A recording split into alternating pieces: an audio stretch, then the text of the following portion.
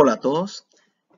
El día de hoy vamos a ver los sistemas retroalimentados, vamos a definir el potenciómetro de retroalimentación y analizar el diseño de servomotores. Al momento de buscar interactuar con los sistemas físicos, es importante considerar que necesitamos dispositivos que nos permitan justamente realizar las mediciones de estas variables que queremos controlar y transformarlas a otro tipo de variables que sean más fáciles de manejar o de comprender. Estos dispositivos que convierten una magnitud de un tipo a otro se denominan transductores, y en particular cuando convierten cualquier tipo de variable en una variable eléctrica se denominan sensores y son primordiales para realizar el control de sistemas dinámicos.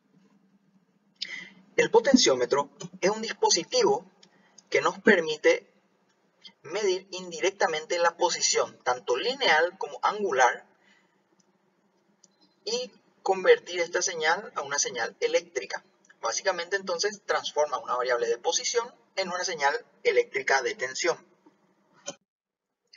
Para comprender el principio de funcionamiento del potenciómetro, analicemos primeramente el comportamiento de este circuito eléctrico que se denomina divisor de tensión, donde tenemos una fuente de alimentación fija. Esto alimenta una resistencia en serie con otra resistencia, una resistencia R1 con R2, y deseamos obtener el valor de la tensión de salida, que es la tensión sobre la resistencia R2.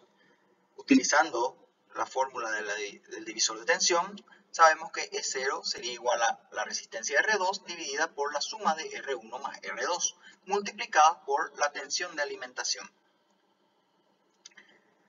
Ahora, supongamos que en lugar de tener dos elementos separados resistivos, tenemos un solo elemento resistivo, un material resistivo, con un cursor móvil que puede trasladarse desde la distancia 0 hasta la distancia L en esta forma lineal.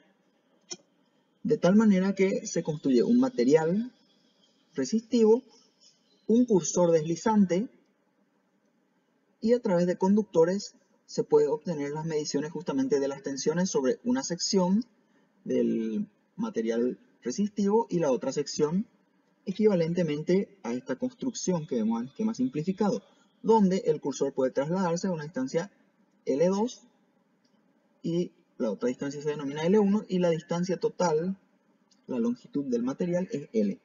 Entonces, es sabido que la resistencia de un material, es decir, la resistencia de cada una de estas secciones, es directamente proporcional a la longitud e inversamente proporcional al área transversal, que el área es la misma para ambos segmentos. Es proporcional por la resistividad. Entonces, R1 sería la resistividad por L1 dividido el área transversal y R2 sería la resistividad por la longitud L2 dividido el área transversal de la sección.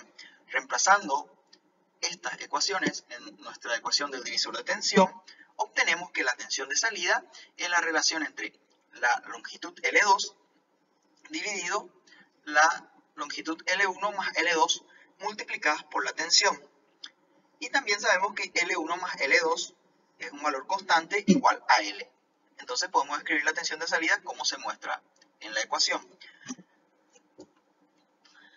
Reescribiendo de esta forma vemos que la tensión es constante, la longitud es constante. Entonces esto es un parámetro de proporcionalidad multiplicado por la distancia L2 variable, con lo que obtenemos la función de transferencia entre la tensión de salida, que sería igual a la multiplicación de un parámetro K sub F, que es B sobre L, por la longitud L2. Y vemos que este dispositivo efectivamente transforma una distancia lineal a un valor de tensión. Ese es el potenciómetro, al menos un modelo de potenciómetro lineal. Supongamos ahora que realizamos esta construcción mecánica. El conductor lo doblamos de esta forma, El cursor ahora es un cursor que tiene aquí el contacto y está conectado a una perilla que podemos girar para variar la longitud L2 y la longitud L1 con la misma construcción alimentado por una fuente de esta forma, donde vemos que ahora la distancia de aquí a aquí es L1 y el arco de aquí a aquí es L2. Y a este ángulo del arco L2 le denominamos θ sub i, es decir, un ángulo de entrada de la perilla. La relación entre el ángulo y su arco es justamente el radio del cursor. Entonces, θ sub i sería igual a L2 dividido R. De tal manera a que si reemplazamos esta ecuación en nuestra ecuación del potenciómetro lineal, vemos que reemplazando L2 por R por θ sub i, obtenemos que la relación entre la tensión de salida de este potenciómetro rotacional es proporcional en R por V sobre L al ángulo al que esté la perilla del potenciómetro. Y a esa constante de proporcionalidad llamamos K sub P. Y así hemos diseñado un dispositivo que nos convierte un ángulo, es decir, un desplazamiento angular, a una tensión. Tenemos ahí entonces lo que es el potenciómetro rotacional, o también conocido el potenciómetro angular. Seguidamente realizaremos el análisis necesario para diseñar un servomotor de corriente continua. Volvamos entonces a nuestro modelo simplificado del modelo del motor de corriente continua, el cual habíamos modelado a través de su diagrama en bloques, donde teníamos la relación entre la tensión de entrada menos la fuerza contraelectromotriz, la dividíamos por R, teníamos la corriente, esa corriente la multiplicamos por K sub T, teníamos el par mecánico, al par mecánico le restábamos la fuerza de fricción y eso lo dividíamos por SJ y obteníamos la velocidad angular, de donde retroalimentábamos en todos los puntos donde fuera necesario. Esta representación la podíamos reducir para obtener la función de transferencia entre la velocidad angular y la tensión aplicada al motor de corriente continua, la cual, si nos fijamos aquí, tenemos en el denominador una constante y en el numerador también una constante que depende de justamente los parámetros del motor, que podemos escribir en forma simplificada como K sub 1 sobre S más F, donde el mismo sistema de primer orden que tiene un polo finito en menos F y no tiene ceros finitos, y una ganancia directa K sub 1. Supongamos ahora que queremos determinar la respuesta a un escalón unitario para este sistema, es decir, si tomamos unos valores de K sub 1 de 1 y de F igual a 2, podemos utilizar la herramienta de MATLAB justamente para determinar la respuesta al escalón de este sistema.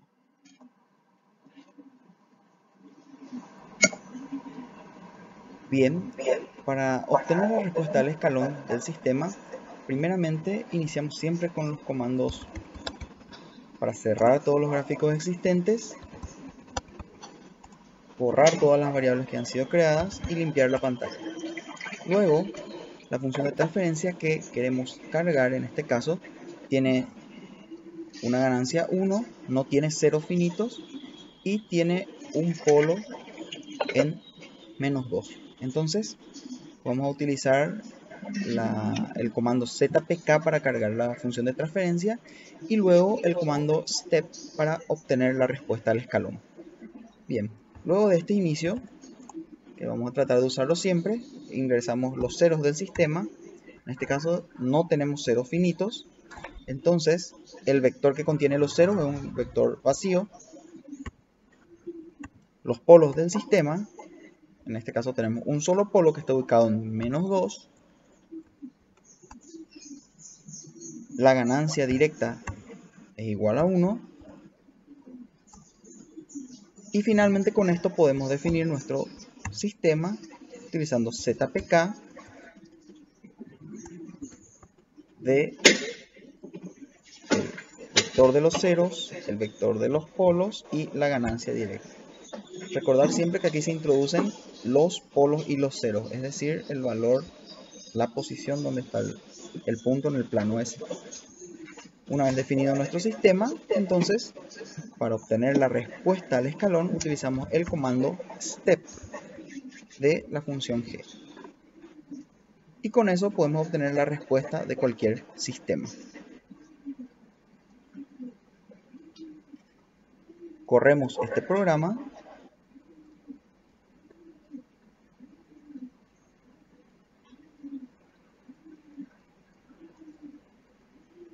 Y podemos observar la respuesta obtenida para el mismo.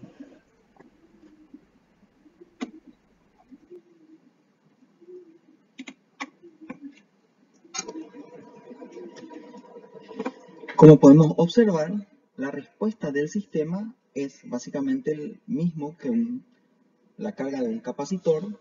Vemos que es un sistema de primer orden. El sistema es estable, ya que todos sus polos tienen parte real negativa. Recordar que estabilidad significa para una entrada acotada, tengo una salida acotada. Esa es la definición para el sistema LTI. En este caso, si recordamos el concepto de ganancia estática, era de esperarse que el sistema vaya a 0,5, ya que la ganancia estática del sistema es 0,5. Eso es reemplazar S por 0. Y así podemos observar la respuesta de velocidad. Cuando le introducimos una tensión fija, tenemos un sistema que gira evidentemente a una velocidad fija. Era lo que esperábamos por el conocimiento que tenemos acerca de los motores de corriente continua. Supongamos ahora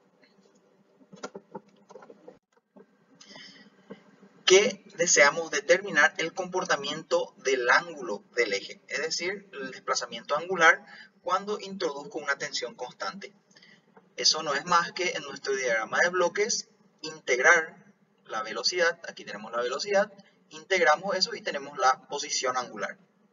Es decir, la función de transferencia sería la misma, solo que se le agregaría el polo en el origen del integrador y obtendríamos finalmente la función de transferencia entre la posición angular y la tensión igual a K sub 1 sobre S más F.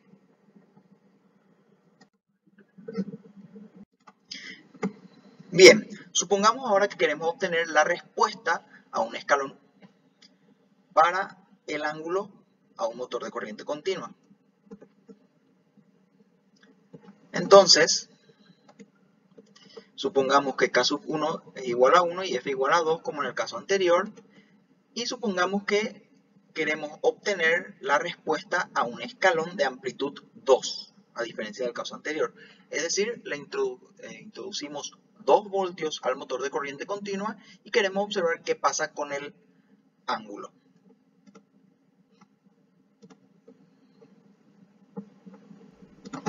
Determinemos ahora la respuesta del ángulo del eje en función a una tensión de amplitud 2 de entrada.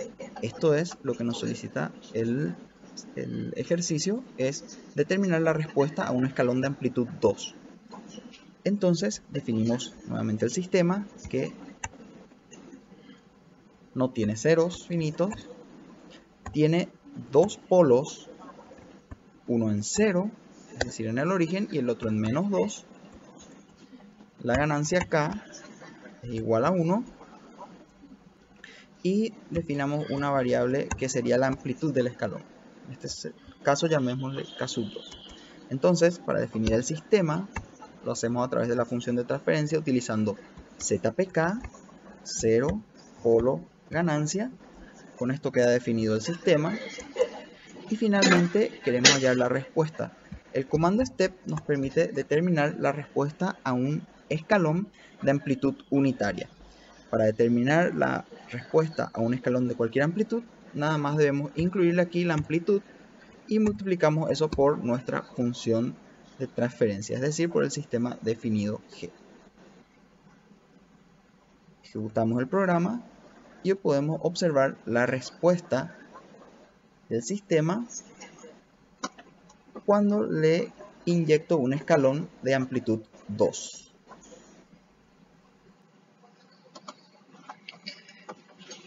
Aquí es posible apreciar que, a diferencia del caso anterior para la velocidad, la posición angular va incrementándose a medida que el tiempo transcurre. Y eso va a seguir incrementándose sin parar hasta el infinito. Es decir, este sistema es inestable.